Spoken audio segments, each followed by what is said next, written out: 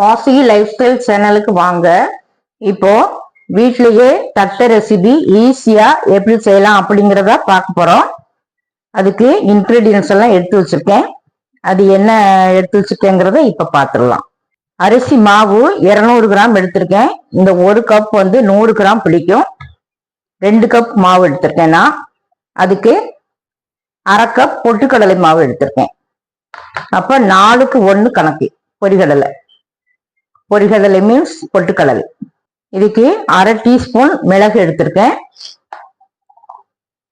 வத்தல் ஒரு 4-5 வத்தல் எடுத்திருக்கேன். பூண்டு பல் ஒரு 10-15 பூண்டு பல் இதை நுணுக்கி சேர்க்கணும். கருவேப்பிலை 1-2 அறுத்து வச்சிருக்கேன். இது 1 டேபிள் ஸ்பூன் பாசிப்பருப்பு, 1 டேபிள் ஸ்பூன் கடலைப்பருப்பு, ரெண்டையுமே 1 மணி நேரமா ஊற வச்சிருக்கேன். இப்போ ரெசிபி எப்படி பண்ணலாம் அப்படிங்கறத இப்போ பார்க்கலாம். இப்போ இந்த அரிசி மாவை இப்போ வறுத்துக்கலாம். வறுத்துட்டு தான் நம்ம தட்டை செய்யணும். இப்போ இத வறுத்துக்கலாம். இப்போ மாவு வறுத்துக்கலாம். மிதமான சூட்லயே வறுக்கணும். கருகிடக்கூடாது, கலர் மாறவும் கூடாது. அரிசி மாவு வறுக்கிற பக்குவம் தெரியல அப்படின்னா இது நல்லா மீடியம்ல நல்ல சிம்லையும் வைக்காம கொஞ்சமா கூட வச்சு ஒரு 3 நிமிஷம் இப்படியே வறுத்து எடுத்தா போதும்.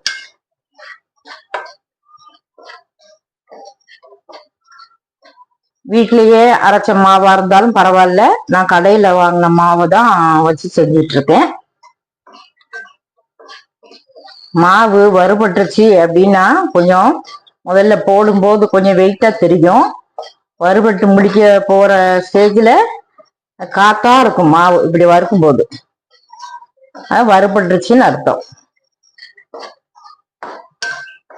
வறுக்கிற பக்குவம் தெரியாதவங்க ஒரு 3 நிமிஷம் இப்படியே லைட்டா வறுத்து விட்டுக்கோங்க. இப்போ வறுபட்டுருச்சு, நம்ம எடுத்துக்கலாம். மாவை வறுத்தா பிறகு இப்படி நல்லா ஆற வச்சுக்கணும். ஆற வச்சுட்டு அரிப்புல போட்டு அரிச்சு எடுக்கணும். நல்ல பொடி கண்ணு இருக்கிறதுலயே பொடி கண்ணா இருக்கும்ல மாவுள அரிப்பு, அதுலதான் போடணும். அந்த கண் உள்ளதுலதான் போடணும். இப்போ அரிப்புல போட்டு அரிச்சு எடுத்துக்கலாம்.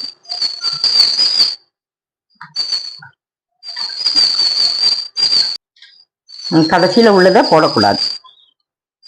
இதுலயே பொட்டுக்கடலை மாவு போட்டு அலசி எடுத்துக்கலாம்.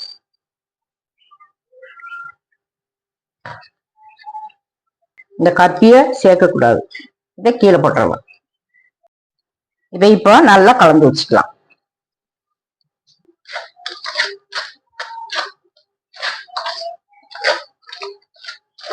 இப்போ இந்த மாவு பிசைறது எப்படி அப்படிங்கிறத இப்ப பார்க்கலாம். தண்ணியை முதல்ல ஹீட் பண்ணிக்கணும். ஹீட் பண்ண அப்புறம் இந்த மாவு போட்டு பிசையணும். அப்படியே நம்ம பிசைய போறது இல்ல, வெந்நி சுட வச்சு பிசைஞ்சுக்கலாம். எந்த கப்ல மாவு அளந்தமோ அதே கப்ல இப்போ 1 கப் மாவுன்னா 1.25 கப் தண்ணி வச்சுக்கலாம். 2 கப் மாவு எடுத்திருக்கோம். 2.5 கப் தண்ணி நம்ம எடுத்து இப்போ ஹீட் பண்ண போறோம். அதுக்கப்புறம் நம்ம பிசைஞ்சுக்கிட்டு தண்ணி காணலைன்னா அதுக்கப்புறம் தண்ணி தெளிச்சு விட்டு நம்ம பிசைஞ்சுக்கலாம். இப்போ தண்ணி 2.5 கப் அளவு அளந்து ஊத்திருக்கேன். இதுல உப்பு அரை டீஸ்பூன் சேர்த்துக்கலாம். 1 மணி நேரமா ஊற வச்சிருந்த பருப்பை சேர்த்துக்கலாம். மிளகும் வத்தலும் எடுத்து வச்சிருந்தோம்ல அதை 1-2 மிக்சியில அடிச்சு சேர்த்துக்கலாம். நறுக்கி வச்ச கருவேப்பிலையை சேர்த்துக்கலாம். இது நல்லா கிளறி விட்டுக்கிட்டே இருக்கணும். கொதி பிடிக்கட்டும். கொதி பிடிச்ச அப்புறம் மாவு சேர்த்துக்கலாம். கொஞ்சமா காயப்பொடி சேர்த்துக்கலாம். இந்த ஃபிளேவர் சேர்க்கும் போது கரெக்டா டேஸ்டா மனமா இருக்கும். இப்போ தண்ணி கொதி பிடிக்க ஆரம்பிச்சிருச்சு. இப்போ ஸ்டவ் ஆஃப் பண்ணிடலாம். இதுல மாவை போட்டு இப்போ கிளறிக்கலாம்.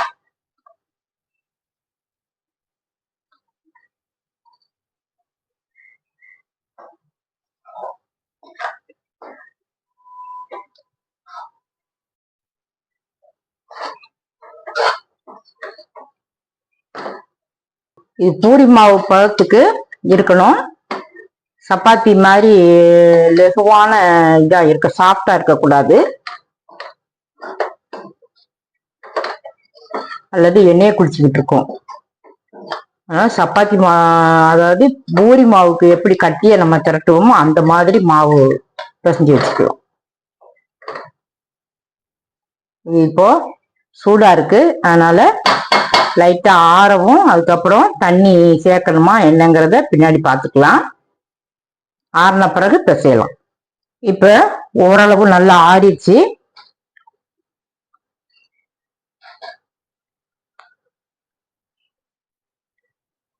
நம்ம லைட்டா தண்ணி தெளிச்சுக்கலாம்.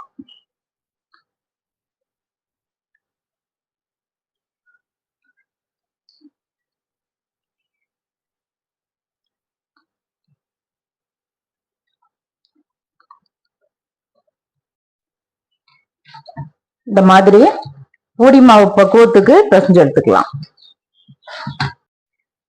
பூண்டு 1-2 இடிக்கி வச்சிருந்தோம்ல, அதை சேர்க்க மறந்தாச்சு. இப்ப சேர்த்து பிசைஞ்சு எடுத்துக்கலாம். இது வெந்நீல போட்டு பிசையக்கூடாது.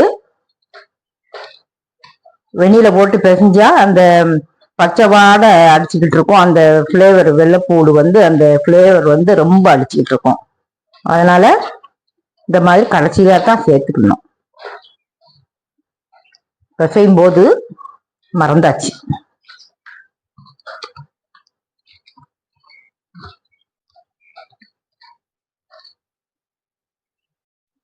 இப்ப இத உருண்டைகளா திரட்டி இந்த மாதிரி உருண்டைகளா திரட்டி தட்டைகளா ஆக்கி வச்சுக்கிட்டு அதுக்கப்புறம் எப்படி பொரிக்கலாம் அப்படிங்கிறதையும் பார்க்கலாம். அது எப்படி தட்டையாக்கி வைக்கிறதையும் காமிக்கிறேன். உருண்டைகளா திரட்டிட்டு இந்த மாதிரி உருண்டைகளா திரட்டி வச்சுக்கலாம். திரட்டி வச்சுட்டு இத எப்படி தட்டையா இத பண்றது அப்படிங்கிறத பார்க்கலாம்.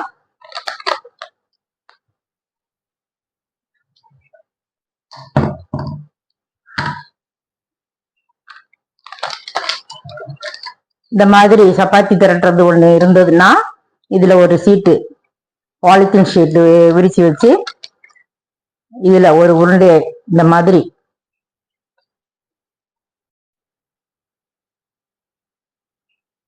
இதுல ஒரு உருண்டைய வச்சு மேல ஒரு ஷீட்டு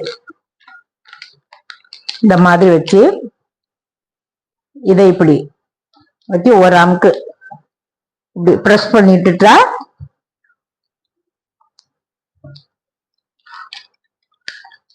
இந்த மாதிரி தட்டைகளா வந்துடும்.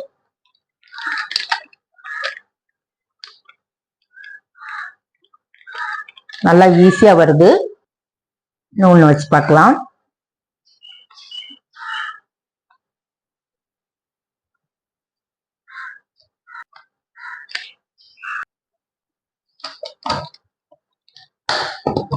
இப்படி பிரஸ் பண்ணி விட்டுட்டா இந்த மாதிரி நல்லா வந்துருது. கரெக்டா எல்லாத்தையும் இந்த மாதிரி தட்டைகள் ஆக்கிட்டு பொரிக்கலாம். இப்போ தட்டைகளா தட்டி வச்சிருக்கோம். இப்ப பொரிக்கும் போது பார்க்கலாம். எண்ணெய் காஞ்சதும் தட்டையில போட்டுக்கலாம். எவ்வளவு போட முடியுமோ அவ்வளவு போட்டுக்கலாம். மிதமான சூட்ல வச்சுக்கணும்.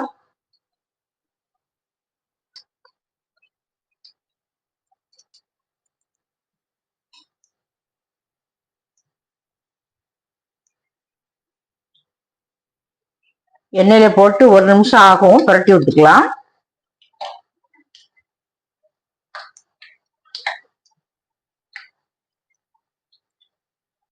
சலசலன்னு முறையெல்லாம் அடங்கின உடனே எடுக்கணும். அது வரைக்கும் புரட்டி விட்டு நல்லா வேக வச்சுக்கலாம். நல்லா பொரிஞ்சிச்சு. இப்ப எடுத்துக்கலாம். நல்லா மொறு மொறுன்னு இருக்கு.